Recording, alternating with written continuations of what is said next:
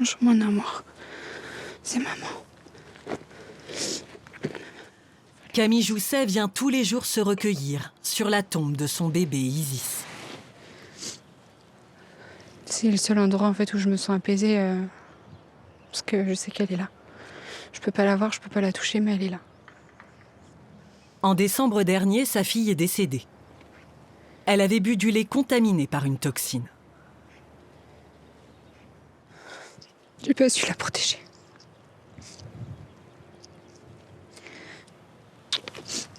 Je t'aime, mon cœur. Dans cette maison, Camille élevait seule ses 2 filles. C'est à l'étage qu'Isis est morte dans la nuit du 22 au 23 décembre. Ça va faire 3 mois et je suis pas montée à l'étage depuis. Je peux plus y aller, c'est trop. Je revois les scènes, je revois mon bébé inerte par terre et j'y arrive pas. Donc là, on est dans le salon où on vit, on dort ici, on mange ici.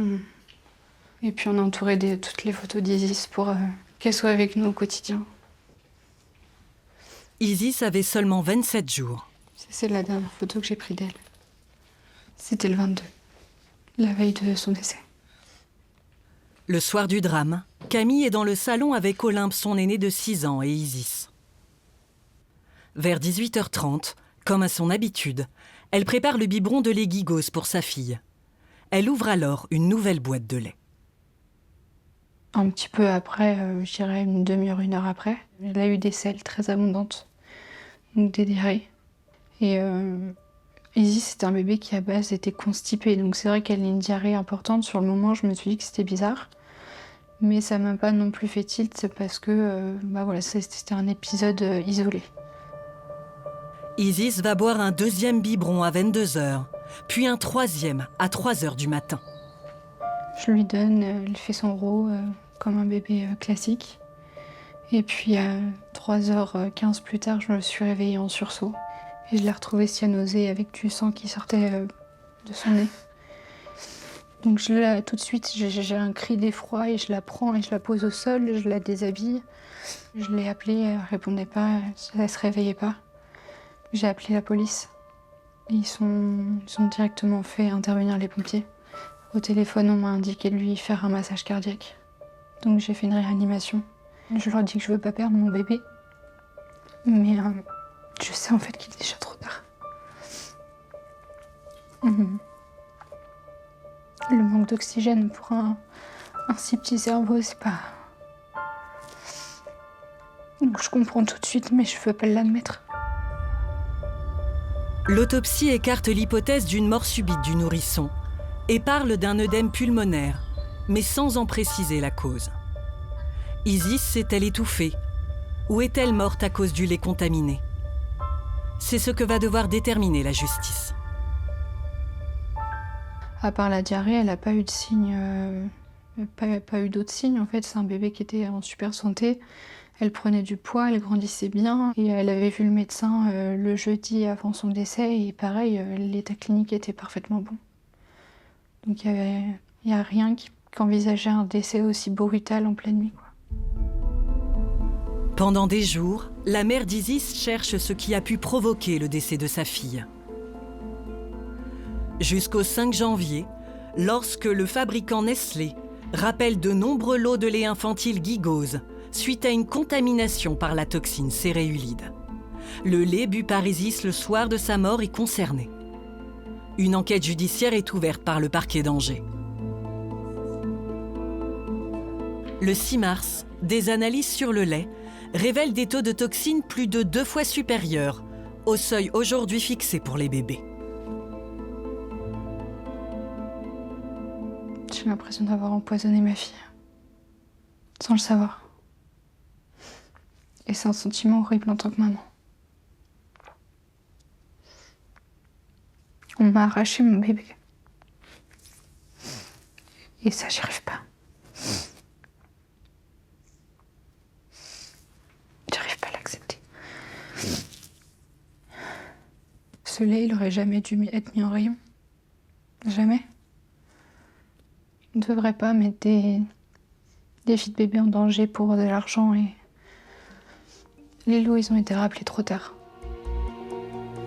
Plusieurs analyses biologiques sont encore en cours pour déterminer si oui ou non le lait Buparisis a provoqué sa mort. Nestlé, Lactalis, Danone ou encore Vitagermine. Depuis début janvier, 7 fabricants, une vingtaine de marques, ont fait des rappels massifs de leur lait infantile dans le monde entier. Des centaines de milliers de boîtes sont retirées du marché. En cause, une contamination par une toxine, le céréulide, retrouvée dans le lait pour bébé. En France, 5 enquêtes judiciaires sont ouvertes. Plusieurs centaines de bébés seraient tombés malades et 4 décès de nourrissons sont suspectés d'être liés à cette contamination. Le secteur du lait infantile, qui pèse près de 52 milliards d'euros dans le monde, est confronté à l'un des plus vastes scandales sanitaires de son histoire.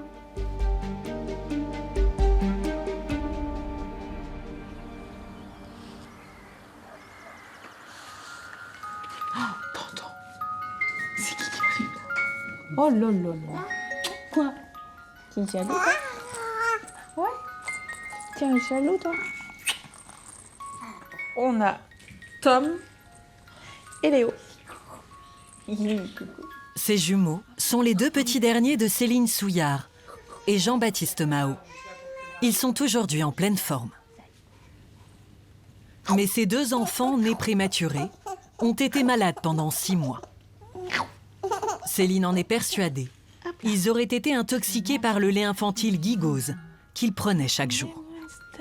Et les voir beaucoup plus épanouis, en train de jouer et pas se tordre de douleur, c'est un vrai enfant, quoi. C'est pas l'enfer qu'on a eu pendant 6 mois. Voilà. Même lui, il acquiesce de la chose. Durant toute cette période, Tom et Léon ont souffert de diarrhée et de violentes douleurs abdominales.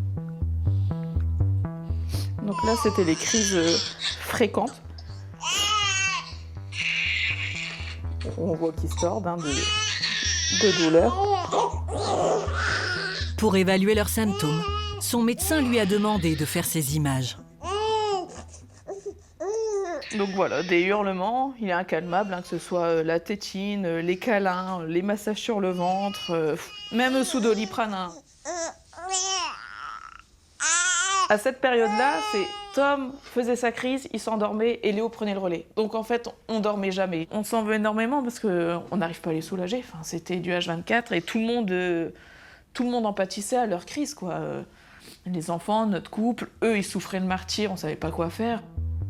À peine 1 mois, les jumeaux sont hospitalisés. Tom le sera une nouvelle fois 3 mois plus tard, suite à une perte de conscience. Les images, les entendre hurler, voir Tom à demi mort dans mes bras. Puis les images d'hospitalisation, les cathéters partout. Il y en avait tellement qu'ils étaient perfusés même dans leur crâne parce qu'ils savaient plus quoi faire. Enfin, c'était... Quand on a toujours eu 2 enfants en bonne santé et qu'on passe de préma branchés de partout en nous disant qu'ils ne savent même pas si on va rentrer avec eux à la maison, c'était dur, très dur. Ponction lombaire, IRM, prise de sang à répétition. Les médecins procèdent à une batterie d'examens, sans jamais trouver la cause des symptômes. À cette période, Céline emmène ses jumeaux chez le docteur presque chaque semaine. Et en fait, on m'a laissé repartir puisque tous les résultats revenaient négatifs. Et sauf qu'à la maison, ça a continué jusqu'à septembre, octobre, novembre, décembre. Et jusqu'à ce fameux rappel de lait qui est tombé en début janvier 2026. J'appelle le médecin, je dis j'ai vu qu'il y avait un rappel de lait, Tom et Léo, je suis sûre qu'ils sont contaminés. Et il m'a dit mais ça peut être lié qu'à ça, tous les symptômes, toute la description, la fameuse toxine peut créer ça. Donc il m'a dit changez de lait. Du coup j'appelle le papa à la rescousse pour me dire le soir même c'est hors de question que je redonne ce fameux lait-là, il m'en faut un autre. Donc il part à la pharmacie et il prend... je sais plus quel lait à ce moment-là, mais peu importe, je le donne aux jumeaux. Et en fait, les selles, elles sont redevenues normales. Ils sont redevenus constipés et les hurlements se sont estompés au fur et à mesure. Les crises abdominales avaient lieu qu'une fois par jour, ensuite une fois tous les 4 jours, pour après s'estomper complètement. Quelques jours plus tard, Céline reçoit plusieurs emails d'alerte d'Amazon. De nombreux lots qu'elle a achetés sur le site sont retirés du marché. Sur août, septembre, octobre, tous mes laits sont rappelés. Plus là, les 2 boîtes que j'ai, du coup, sur le mois de décembre, tous mes laits sont rappelés. Ça arrive, des problèmes alimentaires, des problèmes de chaîne de production, c'est logique. Mais alors sur une période de 6 mois, en mettant la vie en danger de nos enfants comme ils l'ont fait, sans que nous, en tant que parents, on ait de réponse, sur une longue période comme ça, c'est là où je suis en colère. Est-ce que vous avez contacté la marque ? Oui, j'ai contacté la marque et ils m'ont dit que j'étais le seul parent à avoir appelé pour me plaindre des problèmes de santé de mes enfants. Céline a conservé 2 boîtes de lait rappelées. Nous avons décidé de faire analyser celle de Tom, qui avait été hospitalisé à 2 reprises, afin de savoir si elle est contaminée par le céréulide. Nous obtiendrons les résultats dans 5 jours. Oh yo yo, c'est bon les lardons. Oh là là là là. Céline s'est associée à 150 parents de bébés tombés malades. Tous s'interrogent sur l'intoxication probable de leurs enfants par la toxine. Sabine et Bruno Bernard ont fondé l'association Intoxalim, qui rassemble ses parents et aide les victimes de scandales alimentaires. Oui, allô ? Oui, bonjour Marine, c'est Sabine et Bruno. Depuis plus de 2 mois, ces bénévoles se sont penchés sur l'affaire.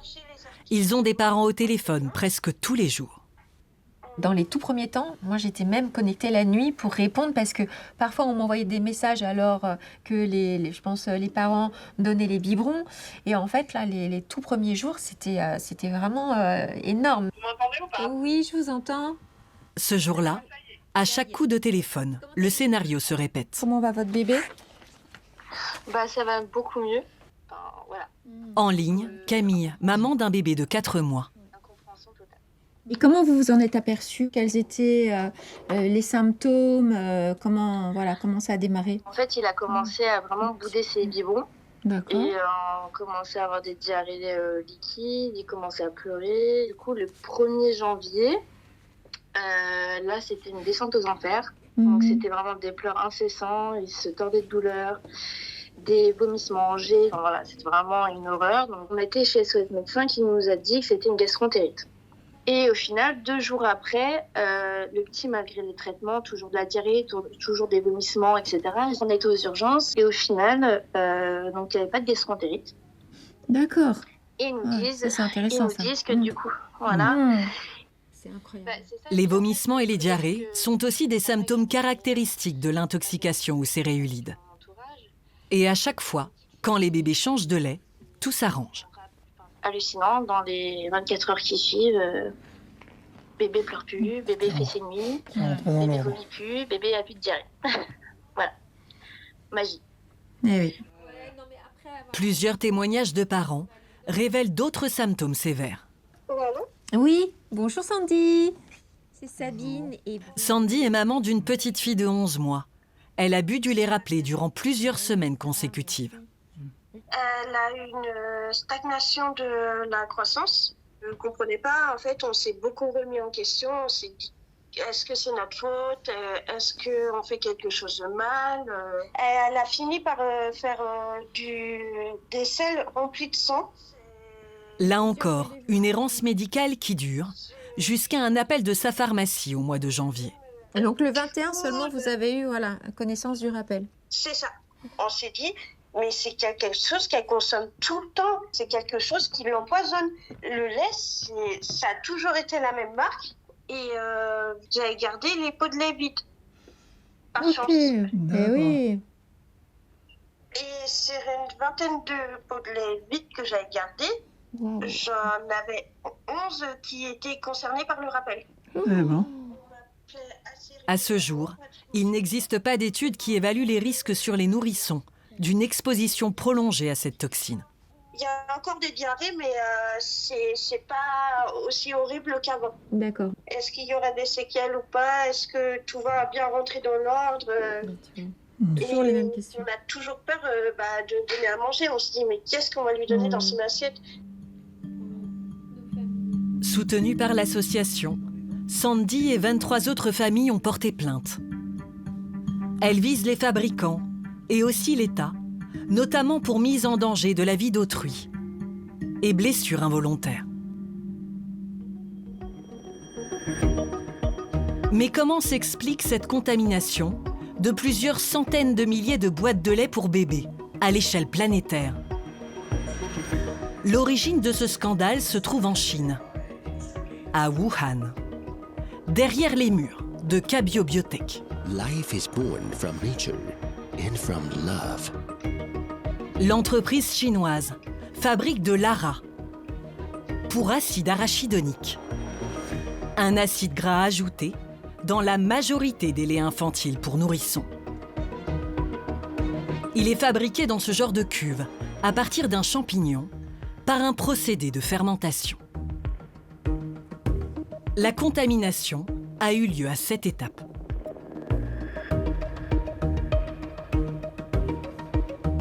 Une bactérie, le Bacillus cereus, se serait multipliée et aurait ensuite libéré une toxine, le céréulide.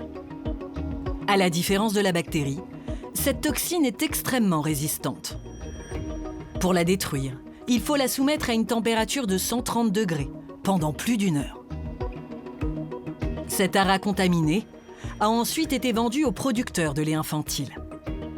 Cabio revendique 300 clients dans le monde entier. L'entreprise fournit notamment Danone, Nestlé et Lactalis, les 3 plus grands fabricants de lait en poudre du marché français. Nous avons essayé de contacter Cabio Biotech. Nous n'avons toujours pas eu de réponse.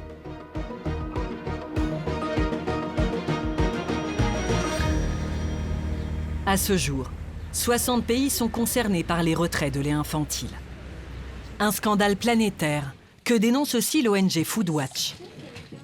Aux côtés de 8 familles, c'est la première association à avoir porté plainte en janvier dernier.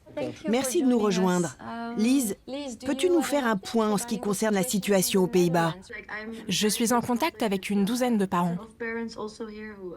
Presque chaque semaine depuis le début de l'affaire, Ingrid Kragel et Camille Dorioz se réunissent avec leurs collègues situés aux 4 coins de l'Europe. Voici un petit topo sur la situation à Berlin. On doit être à environ 70 parents et familles impactés par la contamination. Pour l'association, les fabricants ont trop tardé à rappeler leur lait, causant davantage de cas de contamination. Le cas de Danone en Autriche a été plus grave que celui de Nestlé, car ils ont agi bien plus tard que Nestlé. Ils ont réagi beaucoup trop tard. Et beaucoup plus de bébés ont été affectés par les produits Danone contaminés. Nous avons 76 cas très spécifiques et concrets sur les 200 parents qui nous ont contactés. Une chronologie des faits, au cœur des interrogations. En France, les rappels massifs de lait ont démarré le 5 janvier. Mais le 11 décembre, un tout premier lot Gigos de chez Nestlé avait déjà été retiré du marché. Car l'entreprise a reconnu avoir été au courant d'une contamination dès la fin du mois de novembre.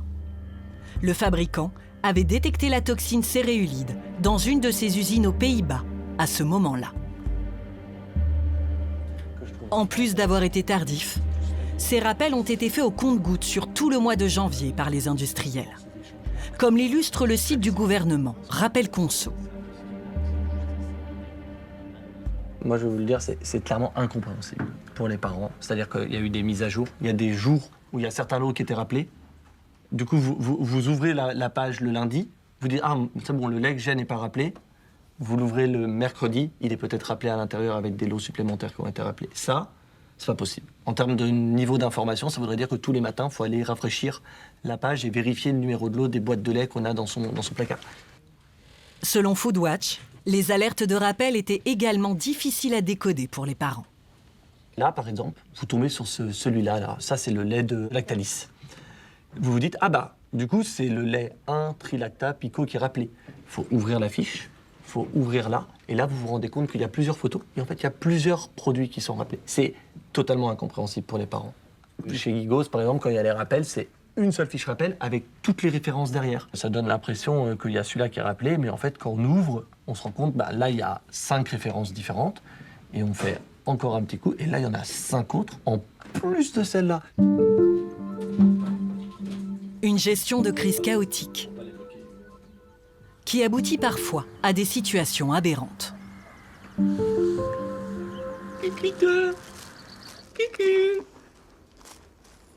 On a bien dormi? Oui. On a pris son biberon.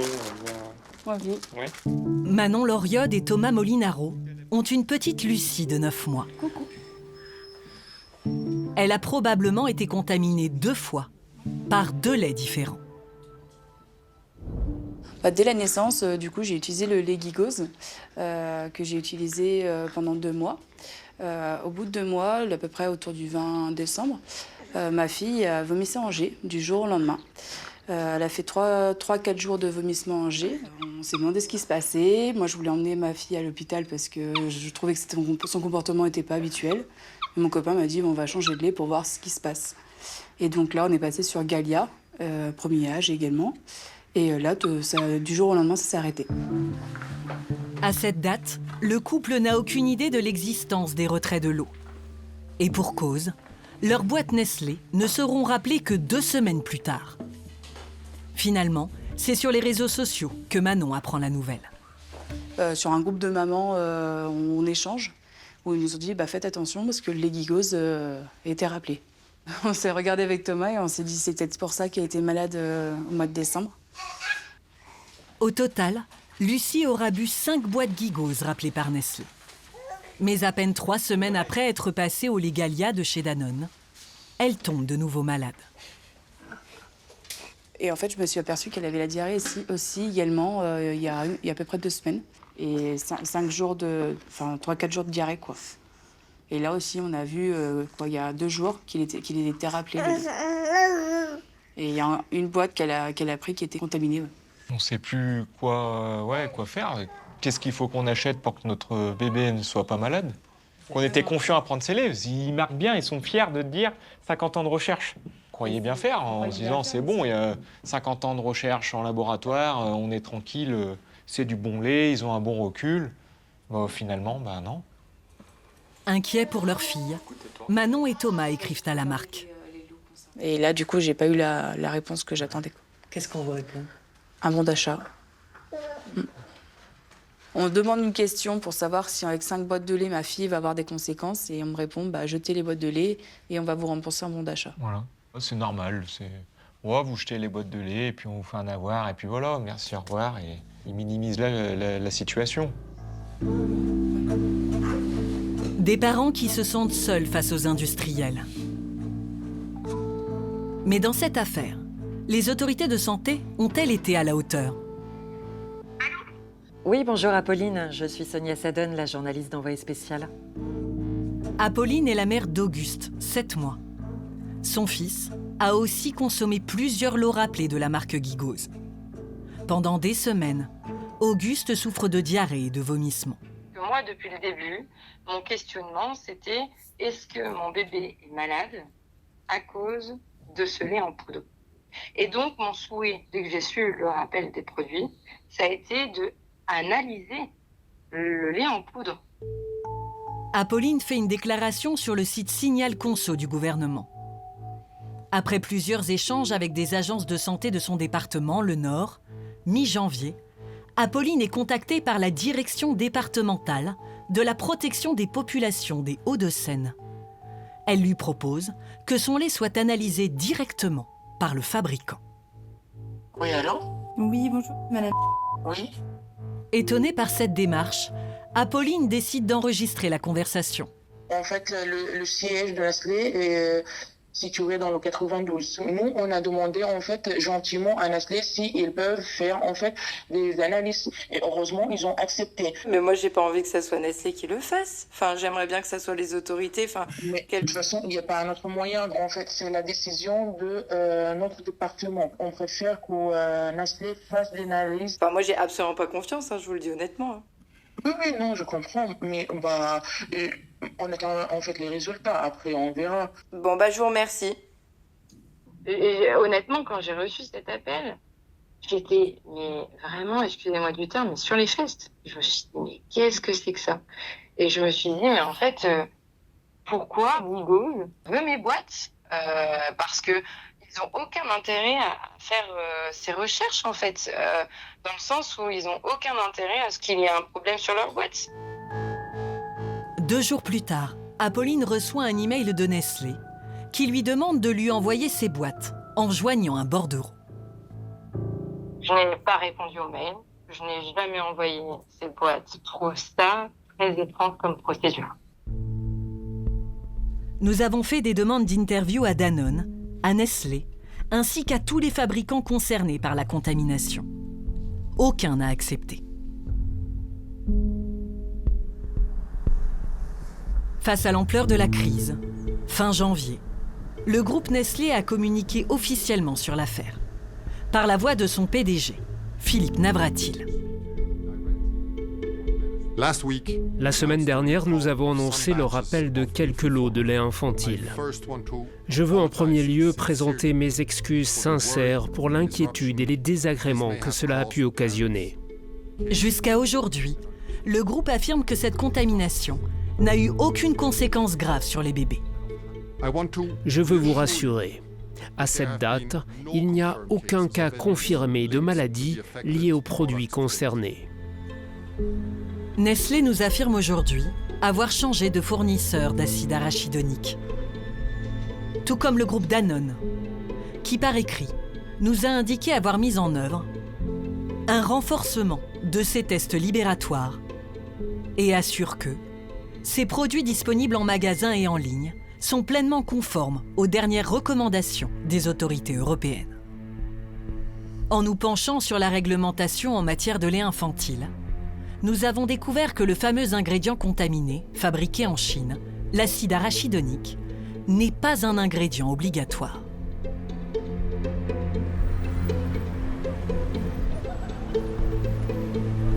Pour comprendre comment est élaboré le lait infantile, nous nous sommes rendus jusqu'en Irlande du Nord, à Belfast, à la recherche d'un expert indépendant des industriels du secteur. Nigel Rollins est professeur de santé infantile. Il a travaillé pendant 15 ans pour l'Organisation mondiale de la santé. Tous ces laits infantiles sont des préparations en poudre.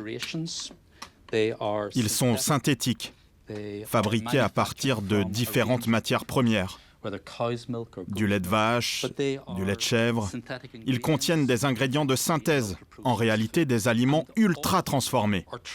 Et tous ces laits tentent d'imiter ce que l'on trouve dans le lait maternel. Mais en réalité, ils sont très différents. Ce sont les normes européennes qui définissent les ingrédients obligatoires dans tous les laits. Il peut y avoir quelques nuances dans les quantités exactes d'un ingrédient d'une marque à l'autre. L'emballage peut laisser penser qu'il y a des différences, mais il n'existe aucune preuve scientifique que ces différences aient un quelconque impact sur la santé des enfants. Mais alors, qu'en est-il des ingrédients facultatifs comme l'ARA, cet acide gras qui a été contaminé? Pour nous répondre, Nigel Rollins s'appuie sur ce rapport de l'EFSA, l'Autorité européenne de sécurité des aliments. L'EFSA conclut que certains acides gras polyinsaturés sont très importants pour le développement du cerveau. Cependant, ils n'ont trouvé aucune preuve scientifique que l'acide arachidonique soit indispensable. Et ils disent qu'il n'y a pas d'obligation d'inclure l'acide arachidonique, mais il peut être ajouté comme ingrédient optionnel. Parce qu'ajouter simplement des ingrédients les uns après les autres ne suffit pas à reproduire le lait maternel. Alors selon vous, pourquoi y a-t-il de l'acide arachidonique dans la majorité des laits pour nourrissons? Je ne peux pas vous dire comment sont prises les décisions des industriels. Quand on observe ce scandale de contamination de l'ARA, qu'est-ce que vous vous dites? Je pense que cette affaire démontre très clairement qu'il existe un risque. Quand vous ajoutez toujours plus d'ingrédients d'origine différente, vous augmentez le risque de contamination, à moins d'avoir un excellent système de contrôle, ce qui a clairement fait défaut ici.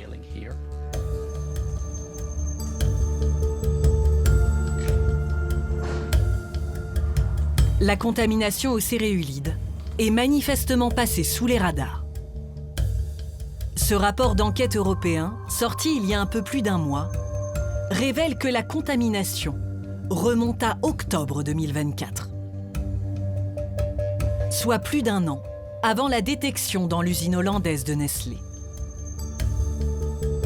Et que la concentration la plus élevée a été observée en juillet 2025.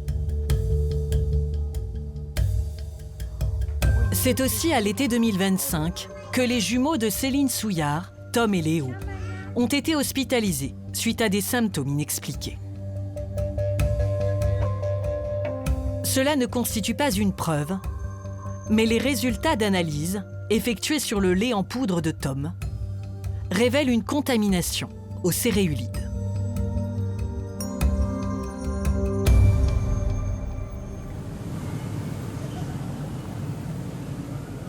Dans cette affaire, la toxine céréulide n'a été détectée par personne. Ni par le fournisseur chinois, ni par les fabricants de lait, ni par les autorités sanitaires. Pour tenter d'expliquer un tel manquement, nous sommes allés à Bruxelles, dans l'un des rares laboratoires européens à savoir déceler la toxine. Bonjour. Je ne sais pas s'il y a beaucoup de lait qui est déjà arrivé. Normalement, on attendait des échantillons d'Irlande. Julien Masquelier est à la tête de l'unité d'analyse des toxines. Depuis début janvier, avec son équipe, il a analysé 700 échantillons de lait infantile. Des boîtes envoyées par les industriels eux-mêmes ou par les autorités de santé belges. Et donc là, on voit les colonies. Julien Masquelier tient à nous montrer la bactérie qui produit le céréulide. On a de jolies colonies, bacilles. On les voit bien. Oui. Sont très belles. Selon le chercheur, l'origine de la contamination s'explique peut-être par une faille dans le système de contrôle des fabricants. La majorité des contrôles se font principalement sur la bactérie. Et or, ici, on sait que la bactérie n'est pas très stable, alors que la toxine est très très stable. Donc, elle résiste à différents pH, à différentes températures. Et donc, par exemple, c'est possible que si on a une étape de chauffage, on détruise la bactérie, on n'ait plus de présence de bactéries, alors que la toxine, elle reste stable. La preuve, ça reste dans des boîtes de poudre de lait pour bébé qui restent à température ambiante, qui ne sont pas conservées au congélateur ou au frigo, et qui restent là, on la détecte encore dans des lots qui ont été déjà fabriqués il y a plusieurs mois, voire même peut-être plusieurs années. À l'époque, les industriels ne cherchaient pas non plus le céréulide, car au niveau européen, il ne faisait l'objet d'aucune réglementation, ni recherche systématique. Mais depuis ce scandale, l'EFSA a fixé en urgence un seuil que les industriels ne doivent pas dépasser pour la toxine. Donc on va commencer par... Ce jour-là, les chercheurs analysent des boîtes de lait de bébés tombés malades. Ok, donc ensuite on va faire le 780. Elles sont envoyées par les autorités de santé belges qui mènent l'enquête sur une probable contamination. Au début de cette affaire, les fabricants ne cherchaient la toxine que sur la poudre en elle-même. Jusqu'au jour où Julien a découvert que la teneur en céréulide est beaucoup plus importante à l'intérieur d'un biberon reconstitué. En discutant avec un client, il nous avait été demandé de refaire le biberon en se disant mais peut-être que dans le biberon on a une certaine dilution parce qu'on rajoute de l'eau, donc on aura peut-être moins de céréulides. Et on s'est rendu compte que parce qu'on le met dans de l'eau, on a vraisemblablement une libération plus importante de la toxine. Quand on prépare le biberon comme il est consommé par les bébés, on va libérer jusqu'à 100 fois plus de toxines dans le biberon. Mais l'expertise de ce laboratoire ne s'arrête pas là. Il est le seul d'Europe capable de détecter le céréulide dans des selles. Une recherche essentielle pour la médecine et la justice. Selon ces scientifiques, pour prouver qu'un bébé a été intoxiqué, le céréulide doit être détecté à la fois dans le lait qu'il a bu et dans ses selles. Le travail de Julien Masquelier et ses équipes a permis de confirmer la contamination de 8 nourrissons par la toxine en Belgique.